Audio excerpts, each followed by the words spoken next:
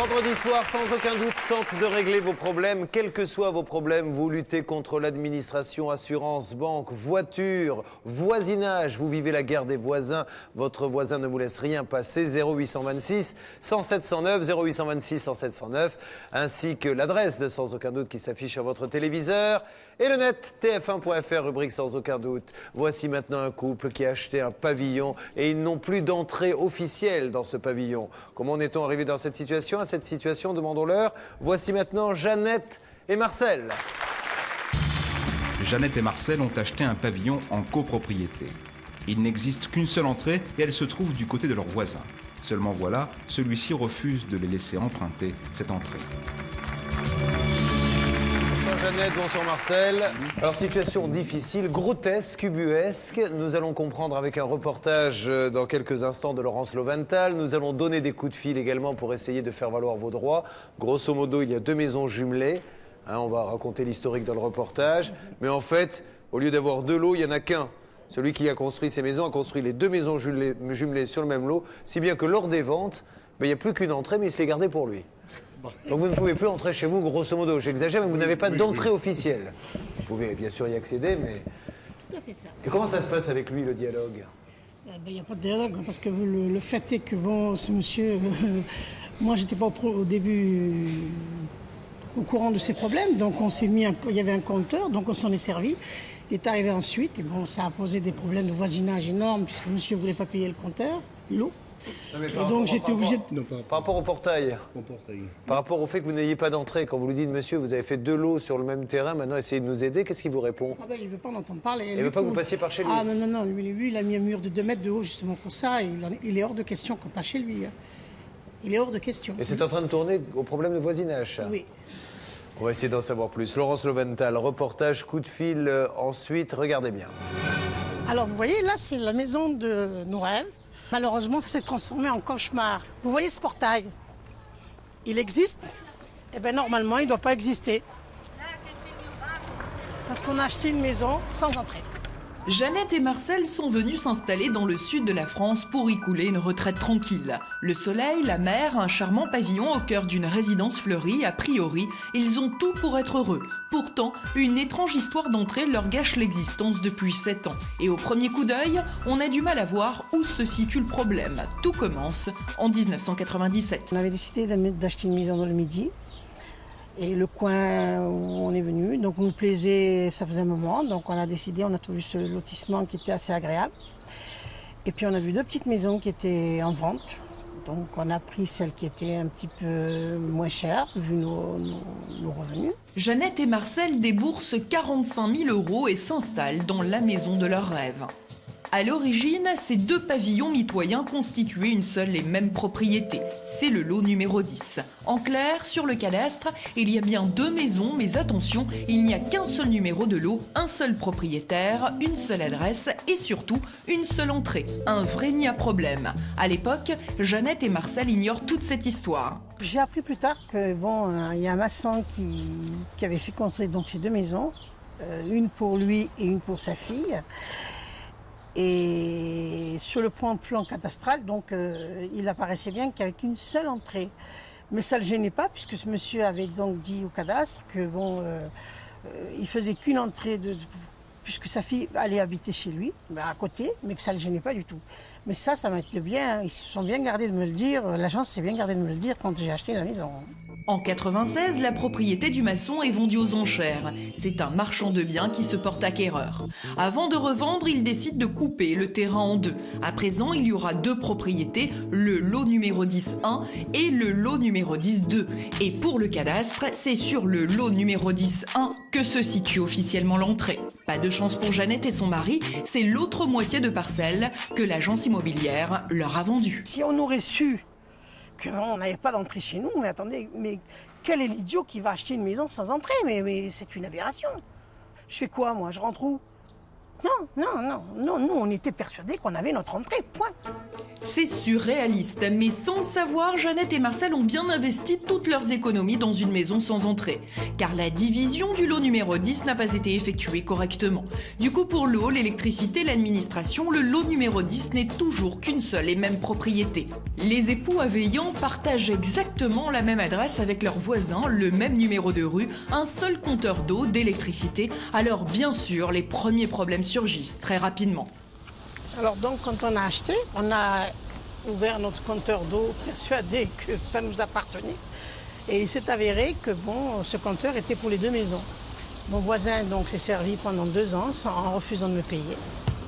Jeannette est furieuse car les factures d'eau sont à son nom. Elle paie pour ses voisins. Mais le voisin n'est pas content non plus car les taxes foncières sont à son nom à lui. Même problème, il paie pour les 2 maisons. Ça commence à bien faire, direction le service des impôts. Effectivement, dans le fichier de l'administration, la maison de Jeannette et Marcel n'existe pas. Seule solution, il faut créer une seconde adresse. Au début, on avait tous les deux, donc le voisin et moi, le numéro 47. Et lorsque mon voisin a été voir donc, les impôts, la taxe foncière, pour lui expliquer que il y avait 2 maisons, les impôts fonciers ont tranché, ils ont mis un numéro 51 et ensuite un 47. Est-ce qu'il existe sur le cadastre les 51 ? Non. Jeannette et Marcel habitent désormais au 51, mais cette adresse est inconnue au cadastre. Cela ressemble fort à une solution bricolée. D'ailleurs, ce n'est que le début des tracas. Le couple ignore encore qu'il y a un autre problème, bien plus épineux celui-ci. Depuis quelque temps, une habitante du quartier soutient que l'entrée des Aveillant est illégale. Elle est sûre de ce qu'elle avance, elle avertit même la mairie. C'est un responsable de la mairie qui est venu et qui nous a dit effectivement, madame, votre voisine a raison. Les 2 maisons ne comportent qu'une seule entrée. Donc à ce moment-là, il m'a porté un plan du cadastre et je ne pouvais pas aller contre. Donc elle avait bien raison, cette entrée n'avait pas lieu d'exister. Il fallait un mur. Décision de la mairie, pour le moment le portail est toléré, Jeannette et Marcel peuvent l'emprunter. Mais attention, c'est un accord verbal et provisoire, charge à eux de trouver très rapidement une solution. Si de même monsieur le maire décide, je mets un mur à monsieur et madame Aveillant chez eux, j'aurai le droit de me taire, tout simplement. Alors les Aveillant cherchent désespérément une solution. Ils se sont déjà retournés contre l'agent immobilier qui leur a vendu la maison, mais sans succès. Ils considèrent qu'il n'est pas en tort. Pour preuve, cette conversation téléphonique que notre journaliste a eue avec le directeur de l'agence. Pour lui, le notaire est responsable. Tout passe par les mains du notaire. Le notaire, après, fait des demandes au niveau des certificats d'urbanisme, droit de sanction de la mairie, etc. etc. Donc, si vous voulez, c'est le service du notaire qui, après, est en rapport avec le service de la mairie. Bon, si on a pu faire un acte avec une maison qui n'avait pas d'entrée, alors là, chapeau, hein. L'agent immobilier prétend que c'est la faute du notaire. Le notaire dit qu'il n'y est pour rien, tout le monde se renvoie la balle. Le voisin, lui, est catégorique. Pas question de laisser les époux Aveillant passer par son terrain. C'est hors de question, chacun chez soi. D'ailleurs, ce n'est pas son problème. Pour lui, c'est le maire qui a commis une erreur. Qui c'est qui est foutu dans l'histoire? Moi, je dis qu'il y a le maire, parce que et ça doit passer par le maire quand même. De tenir un permis de construire, c'est le maire qui le donne. Donc peut-être qu'il dit qu'ici il y avait une seule parcelle pour faire une seule maison, ils en ont fait 2. Oui. D'accord? Ils en ont vendu 2. Ils en ont vendu 2 aussi par exemple. La mairie détiendrait donc la solution au casse-tête. Récemment, Jeannette a contacté le service de l'urbanisme. Et là, surprise, son interlocuteur affirme ne pas être au courant du problème. Le responsable du service a promis d'étudier la question. Depuis, Jeannette attend. Aujourd'hui, elle téléphone pour prendre des nouvelles de son dossier. Ah oui, monsieur, mais bon, là, ça commence à devenir un petit peu urgent parce que je vous explique l'affaire. Hein. Madame Aveillant, donc on va s'en occuper. Oui. Hein, je vous ai dit que je m'en occuperais, donc je m'en occuperai. Et c'est pas la peine d'appeler tous les jours parce que ça ira pas plus vite. À ce jour, la mairie refuse toujours d'officialiser cette entrée. Jeannette et Marcel ne savent plus vers qui se tourner. Cette maison engloutit toutes leurs économies, plus de 45 000 € partis en fumée. La maison ne vaut plus rien, elle est invendable tant que ce problème d'accès ne sera pas régularisé. On ne peut pas vendre, donc les enfants sont partis, on aimerait bien donc pouvoir la vendre et prendre quelque chose de plus petit. En plus, vu le voisinage, avec tous les problèmes qu'on a rencontrés avec les uns et les autres, on est quand même on aimerait bien se débarrasser de ça, c'est vrai, et puis de partir et vendre cette maison. Mais bon, on ne peut pas parce que bon, je me mettrais les gens à dos si toutefois j'essayais de la vendre sans rien dire, parce que ce serait malhonnête et c'est ce qu'on a fait avec nous. Impossible de vendre. Prisonniers de leur propriété, Jeannette et Marcel sont très inquiets. Ils savent que leur portail actuel est tout juste toléré. Si demain la mairie revenait sur sa parole, il pourrait être définitivement emmuré. Je sais pas. Je ne me vois pas sortir de cette mélasse. Parce que moi, j'appelle ça une mélasse. Moi, j'appelle ça parce que c'est même incompréhensible. Quand vous en parlez aux gens, ils vous disent « Vous n'avez pas d'entrée ? C'est quoi cette histoire ?» On s'en sortira. Pour moi, on s'en sortira pas. Le reportage est signé Laurence Lowenthal. C'est vrai que c'est une situation complètement grotesque. Vous avez certes un portail, mais il est complètement illégal ce portail. Et comme le disait le reportage, on pourrait en arriver à la situation où vous vous retrouveriez emmuré chez vous. Exactement. C'est exactement ça. Le maire, quand vous lui parlez, il vous dit quoi? Le premier m'a dit, bon ben écoutez, on tolère. Le deuxième, bon, par politesse, j'ai été le voir parce qu'on ne sait jamais. Il m'a dit, ben moi je ne veux pas être plus royaliste que le roi, donc l'autre a toléré, je tolère. Mais bon, ils ne veulent pas donner de... Ils ne veulent pas officialiser. Voilà, exactement. Et c'est une voisine qui a été dire à la mairie que votre portail n'était pas... Pas nous, c'était les gens qui avaient donc vendu cette maison, qui avaient reçu déjà une lettre de la mairie en disant qu'elle n'était pas conforme. Mais ça, l'agence et le notaire se sont bien gardés de nous le dire. Alors, on l'a bien vu, l'agent immobilier, lui, ce n'est pas moi, c'est le notaire. Est-ce que vous êtes tourné vers le notaire? Il y a eu un procès, maître. Oh non, si, Monseigneur, même de temps en temps, si vous le souhaitez. Le procès a été... vous savez, quand vous lancez une affaire, on me l'avait dit, vous lancez contre un notaire, vous allez perdre. Je ne pensais pas, j'ai eu confiance à la justice parce que c'est tellement flagrant.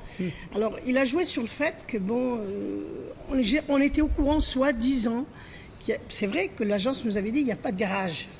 Nous, on n'en avait pas besoin de ce garage, on a dit, bon, c'est pas grave. Mais le problème n'est pas le garage. Alors, il joue sur le fait de la voiture. Le problème n'est pas la voiture. Le problème, il faut que nous, on rentre chez nous à pied. Alors, bien sûr. Donc, premier problème, on l'a vu. Vous nous dites, le maire peut faire, s'il veut, grâce à une autorisation de travaux. Il faut d'abord que le maire accepte. Bon. On n'a pas besoin qu'il y ait 2 lots différents pour attribuer un numéro de rue. Si vous avez 3 portes à votre maison, vous pouvez demander à la mairie si on est d'accord, 3 numéros différents. Mais non. Il faut déjà sur le problème de fond, sur le problème qu'il n'y a qu'un lot. Il faut obtenir un procès-verbal de division. Ce n'est pas une question de procédure, c'est au notaire de le faire. Donc il faut souhaiter que le notaire qui a fait la vente le fasse, mais cela étant, s'il refuse, n'importe quel notaire, mais il faut l'accord du voisin, peut dresser un procès-verbal de division entre 2 propriétaires. Donc si celui-là refuse, bien qu'il ait engagé ses responsabilités... Le voisin serait d'accord éventuellement de faire ça, on ne l'a pas proposé, on lui a simplement proposé l'entrée, mais il est contre. C'est son intérêt à lui aussi pour vendre sa maison un jour. Bon, eh bien écoutez, nous allons maintenant vous demander ce que vous attendez de cette émission. Nous, on attend tout simplement d'avoir une entrée légale. Point, c'est tout. Et qu'on puisse éventuellement... Et d'avoir une maison légale, un lot. Oui, voilà. Une entrée légale, qu'on puisse rentrer chez nous, c'est tout. Bien, eh bien nous allons tout de suite commencer à donner quelques coups de fil. Donc Gérard Michel, premier objectif, essayer de joindre la mairie. Là, on va pas essayer de régler tout le problème avec la mairie, simplement ces problèmes de numéro, qu'ils aient un numéro différent de celui du voisin. On leur attribue un numéro et que nous autorise à faire une déclaration de travaux rectificative pour que leur portail soit légal, pour qu'un jour on leur dise pas de fermer. C'est parti, nous demandons à la régie de faire le numéro. Nous appelons le maire, mais il est en vacances et la personne chargée de l'urbanisme ne peut pas nous parler pour l'instant. Tournons-nous maintenant vers le notaire. Donc rappelons, Maître Michel, que, mettons tout ça au conditionnel bien sûr, s'il y avait responsabilité du notaire, ce serait laquelle? Il a l'obligation, lorsqu'il passe un acte sur un seul lot réparti entre 2 personnes, de faire un procès-verbal de division. On divise entre 2 propriétaires et on publie aux hypothèques et au cadastre 2 propriétés différentes. Demandons donc à la régie de faire le numéro du notaire.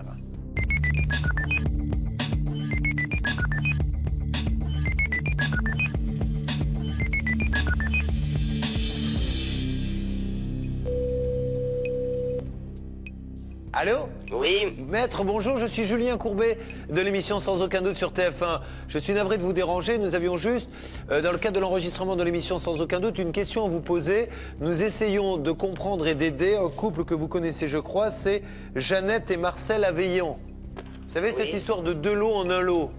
Oui. Donc là, on essaie de faire en sorte qu'ils puissent officialiser leur portail pour pouvoir rentrer chez eux. On essaie, maître, de savoir comment on en est arrivé à cette situation-là. Comment ça se fait que les 2 lots n'aient pas été divisés lors de la vente?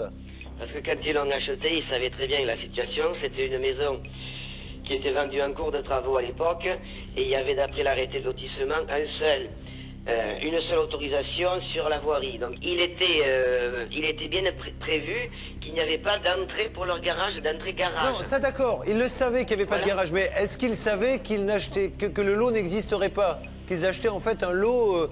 Ben, ils achetaient une maison qui était un lot d'une copropriété horizontale. On essaie simplement de voir comment maintenant on peut régulariser cette situation. Maître Michel. Oui, bonjour maître. Oui, bonjour. Maître Michel, un des avocats d'émission. Oui. Ma question est toute simple. C'est vrai qu'au départ, les choses ont été un peu compliquées de façon inutile. Actuellement, il y a une façon simple de régler le problème, c'est de faire un procès-verbal de division entre eux et leurs voisins. Est-ce que si le voisin est d'accord, vous seriez d'accord pour vous procéder au procès-verbal de division avec un partage? Tout le monde aurait été d'accord pour arranger les problèmes. Le seul ennui, c'est que s'ils sont partis directement en voulant attaquer tout le monde. S'il vous plaît, je voudrais simplement, parce qu'on a dit des choses qui étaient concernant ce couple assez graves sur le fait qu'ils ont attaqué tout le monde. Moi, je veux demander à Madame Aveillon, combien de procès avez-vous, Madame Aveillon? J'ai attaqué le seul voisin parce qu'il ne me payait pas l'eau. Mais l'eau, le procès, je l'ai gagné quand même, hein, puisque la justice a quand même tranché en disant que j'avais le droit. Bon, maître, comment on peut arranger cette histoire? Là, il faudrait maintenant, c'est qu'au point de vue de l'urbanisme, il y a une modification c'était de l'arrêté autorisant la construction de lotissement pour autoriser 2 entrées, non pas une, c'est tout. Voilà, si la mairie le souhaite, elle peut autoriser cette deuxième ouverture, la rectifier au cadastre éventuellement, et l'histoire est réglée. D'accord, bon. Merci maître, bonne journée. Au revoir. Au revoir. Voilà, nous allons remercier ce notaire de nous avoir parlé. Croyez-moi, ce n'est pas toujours le cas. Nous allons essayer de rejoindre la municipalité dans la journée pour organiser ce rendez-vous. Et a priori, vous qui connaissez bien ce genre d'affaires, c'est pas très compliqué. On devrait pouvoir s'en sortir. À partir du moment où chacun y met de la bonne volonté, et le notaire et le maire, il n'y a pas de raison que ça ne se fasse pas. Nous avons peut-être un interlocuteur du côté de la mairie, ça n'a pas traîné, c'est bien. Ça veut dire que l'on prend aussi cette affaire très au sérieux. Essayons d'avoir l'adjoint à l'urbanisme. La régie fait le numéro, à moins qu'il soit là, monsieur. Allô? Allô? Oui, bonjour monsieur, Julien Courbet de l'émission Sans aucun doute. Pardonnez-moi de vous déranger. Nous sommes en train de traiter, est-ce que l'on vous a mis au courant? Très vaguement. Julien Courbet explique la situation de Jeannette et Marcel à l'adjoint à l'urbanisme. J'ai compris. Et pourquoi elle ne dépose pas une déclaration de travaux alors? Eh bien voilà, c'est ce que j'allais vous proposer. C'est que vous leur indiquiez que vous êtes prêt à régulariser dans le cadre d'une déclaration de travaux et surtout de leur donner un numéro à ce moment-là, parce qu'il y a des problèmes de compteur d'eau, d'impôts, etc., parce qu'il n'y a qu'un numéro pour les 2 maisons. Ça, c'est de votre ressort, monsieur, de pouvoir donner un numéro? Écoutez, a priori, je pense que c'est une affaire qui devrait pouvoir se régler. Oui, j'en suis certain. Faut-il que Mme Aveillon vienne faire la demande? Bon.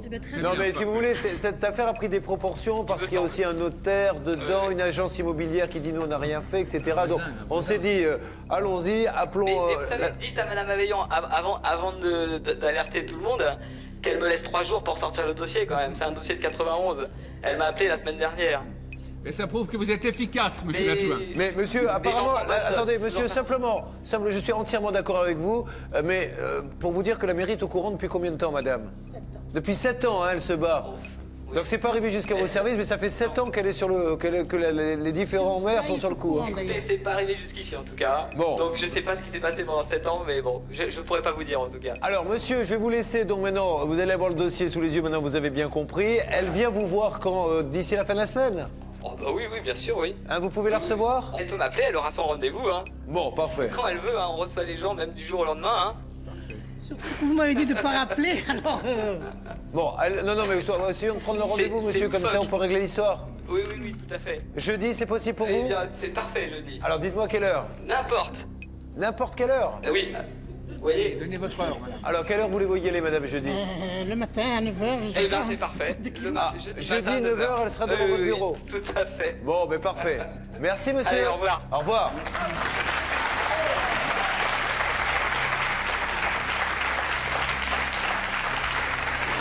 Le problème, c'est que ce monsieur, visiblement, n'était pas au courant. Donc lui, il va certainement régler ça avec l'efficacité qu'il semble avoir. Mais c'est pas parce qu'il n'était pas au courant que la mairie n'était pas au courant. Hein. Ça fait maintenant beaucoup de temps que cette dame envoie des courriers, mais ce n'était pas arrivé visiblement jusqu'au service de ce monsieur. Donc, cette réunion va être très importante. Vous allez aller le voir jeudi. Je pense qu'il va faire en sorte que vous ayez votre déclaration de travaux. Donc le portail va devenir officiel. Il va vous donner un numéro. Ça aussi, c'est une bonne chose. Maintenant, d'après ce que nous a dit le notaire, et on conclura là-dessus, il n'y a pas lieu de s'affoler sur le fait qu'il n'y ait qu'un lot. Ils pourront revendre quand même. C'est une copropriété, donc ils peuvent revendre leur lot de copropriété. Bien, normalement, jeudi, 9h, on en sait plus. En tout cas, nous nous accompagnerons à cette réunion, même si nous n'y participons pas, pour que nos téléspectateurs puissent savoir que, voilà, c'est réglé une fois pour toutes. Moi aussi, j'aimerais bien. Qu'on vous accompagne. 2 jours plus tard, les époux Aveillon ont un rendez-vous avec le service de l'urbanisme de la mairie. Les procédures pour régulariser leur situation sont en cours.